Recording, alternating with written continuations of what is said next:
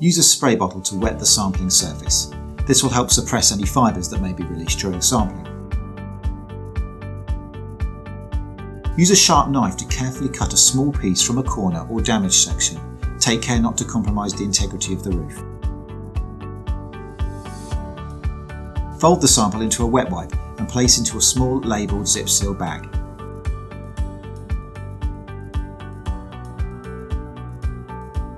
Place inside a second labelled bag so that the sample is now double bagged. Ensure the sampling tool is thoroughly decontaminated with wet wipes following sampling. All waste generated from the sampling should be treated as asbestos waste and placed in the red asbestos waste sack. Finally, seal your sample points with a suitable paint or tape.